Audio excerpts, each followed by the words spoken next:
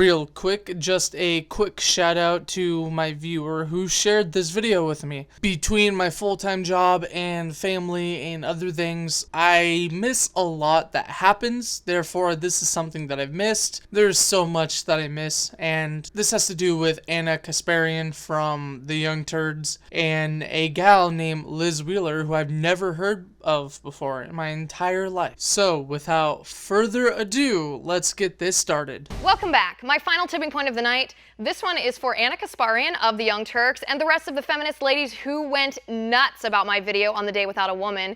It bothered you all a lot, but I thank you and the 18.5 million other people who watched. Ana Kasparian did have the courage to respond, unlike a lot of the feminist snowflakes who hurl hate from behind the anonymity of their keyboards. Brave ladies. Kudos to Ana for the courage to have the conversation. Here's the thing, the video was a hit piece on me personally, not a great conversation on the topic, but I actually like your show, Ana, even though I don't agree with any of your political opinions.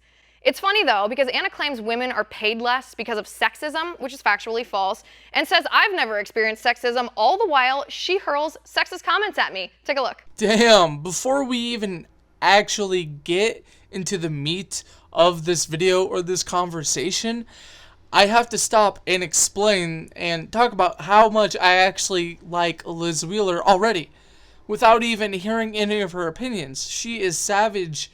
She is so savage. She is straightforward. She's throwing shade while staying on topic and getting straight to the point, not even missing a beat. There's not a lot of people that can say that. There are plenty of right-wing women that I support or that I genuinely like Lauren Southern, Julie Borowski, and when I say right-wing, I don't mean Republican. I mean, it can include Republicans, constitutionalists, even alt-right, neo-Nazis, I guess, libertarians, anybody who would be considered right-wing.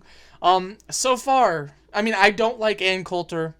I don't really like Tomi Lahren that much, but Liz Wheeler, right off the bat, I am just in love. What would the American people do without the 68th blonde conservative host who yells at us every day? Says the brunette liberal host that yells at people every day. About the disenfranchised political activists she despises. Thanks for showing up to work, Lizzie. Hey, what's wrong with Katie? Here's another example of where she doesn't seem to understand the perspective of anyone outside of her conservative Barbie bubble. This is coming from a host and commentator of the Young Turks. I don't even need to link you a video or show you a video. You can go on the Young Turks YouTube page and listen to this wannabe jealous wannabe Barbie in her liberal echo chamber on the Young Turks. But her of all people to claim that anybody else does not understand the perspective of anybody outside of their circle. If you go on some of not my earliest videos, but past the Fall of the Young Turks video, you will see countless examples of Ana Kasparian doing this exact thing, not understanding anything outside of her liberal, they don't even deserve to be called liberal, outside of their regressive wannabe Barbie circle. How would she feel about Liz Wheeler, the blonde?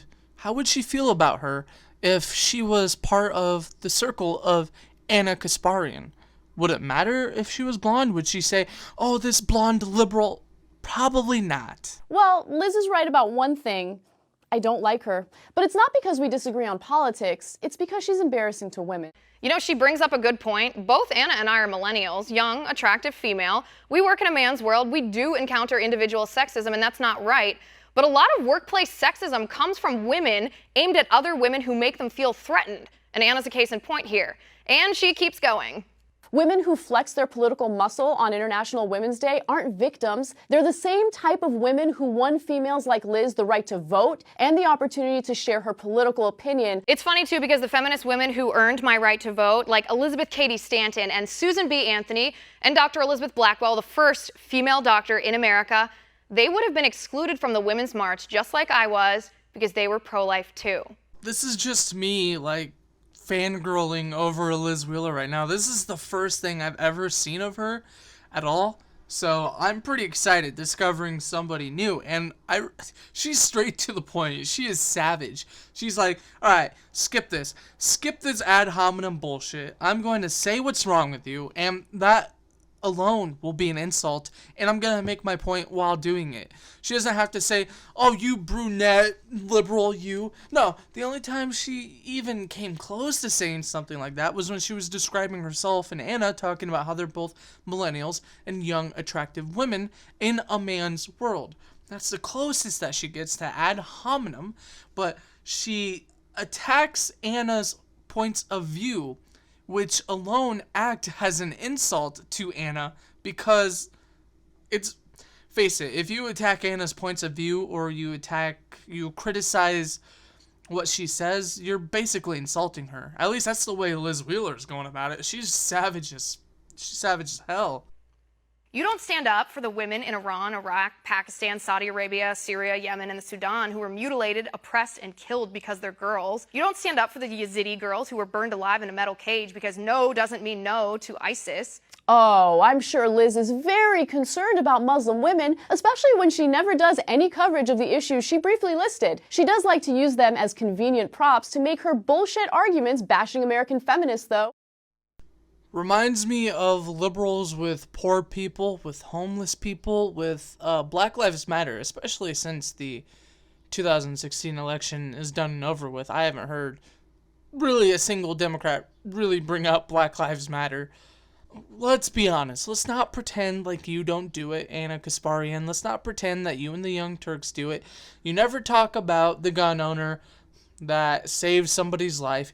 You only talk about gun violence when it suits your narrative. You can go on your YouTube page and hardly ever, there's some examples, it's not perfect, but hardly ever do you ever tell stories that are counter to your narrative. Actually, I'm one of the only news commentators who covers terror attacks that happen in the Middle East when the majority of the victims are Muslim. The mainstream media only talks about terrorism when it's sensationalist. Berlin, Paris, Brussels, when they can blame the San Bernardino attack on guns, the Orlando attack on hate crimes against gay people.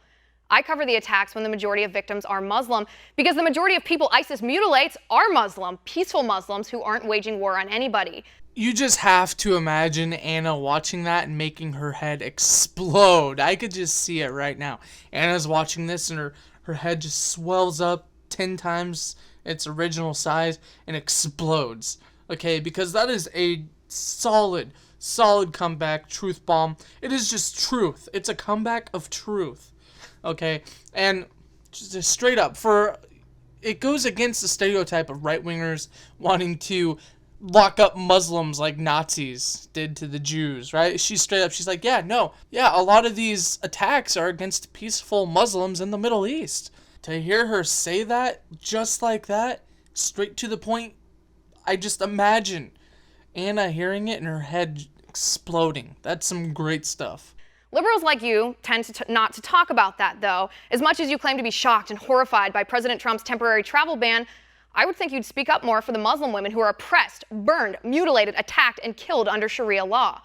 But since you don't, I will. If you listen to my show, you'd know that. You don't stand up for Christian women, business owners whose shops were shut down because the government didn't like their religious beliefs. Aw, that's cute framing, Liz. It's hard to argue that the government doesn't coddle religion enough when we give them an estimated $83.5 billion in subsidies every year. But Liz is mad because we don't let bigot business owners discriminate against gay people. Aw, are you gonna be okay, my special little snowflake? Does it hurt your feelings that people like you don't get government protection for being a dick? Okay, I'm not going to respond to that. I'm just going to replay it. Once again, a normal speed, another time sped up, and maybe highlight it, just because it'll speak for itself. Aw, are you gonna be okay, my special little snowflake? Does it hurt your feelings that people like you don't get government protection for being a dick?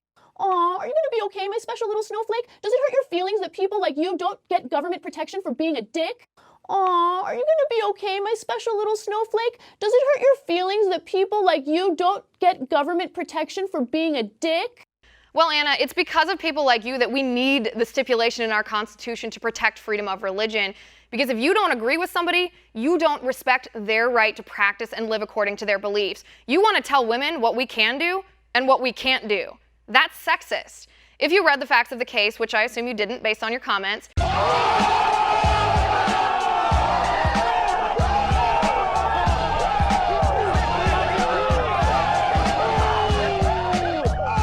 you'd know Ms. Stutzman never discriminated against her customer because he was gay. That would have been wrong. He was a customer at her shop for 9 years. She didn't turn him away because he was gay. She simply declined to participate in his gay wedding because that was against her religious beliefs. Now, I'm not saying I agree with her, but I will stick up for her right to live according to her values, just like I'd stick up for an atheist who was forced to decorate the crucifix of Jesus Christ and declined to do so because it violated his religious conscience. It's a very different thing than refusing to sell a bouquet to a Christian just because that person is Christian. Here's what it comes down to, and I'll repeat the part of my video Anna didn't play last night. Of course there's sexism in our country. Nobody's arguing otherwise. But the gender pay gap isn't sexism. It's a false narrative propagated by the feminist left. You pick and choose your numbers to pretend your points are substantiated by facts, but they're not. The gender pay gap isn't because chauvinist men refuse to pay women to work. It's because women make different choices than men. Women as a group work fewer hours than men, travel less than men, commute shorter distances than men, take more time off than men, pick jobs with less risk than men, step out of the workforce after we have babies longer than men. And when you equalize all those things, the pay is equal too, period. Somehow in your tirade you forgot to mention that, or to recognize that in 98% of America's largest 150 cities, single women under 30 on average earn 8% more than our male counterparts. In other words, before the other factors, the choices come into play, the pay is equal, or we as women earn more. Funny how you progressive feminists conveniently forget those facts. You have the right to remain. And one more thing. Less political commentary, more sandwiches, Liz. I actually do make my fiance sandwiches. I make a mean sandwich. Damn, she just got burned, okay? That's what you get after you say a sexist remark like that. You're just the most immature sexist remark.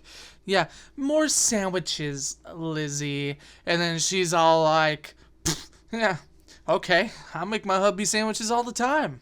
What's the big deal? See, that she's what guys want. Somebody who's not uptight about everything. Somebody who has a sense of humor and doesn't mind making a sandwich. And one more thing. Less political commentary, more sandwiches, Liz. I actually do make my fiance sandwiches. I make a mean sandwich. That's really gonna kill her, isn't it? And that's my final point. You can reach me on Twitter at Liz_Wheeler. If you liked the show, please send me an email at oann.com/contact. In the meantime, catch us live here tomorrow at 9 p.m. Eastern. And until then, have a good night.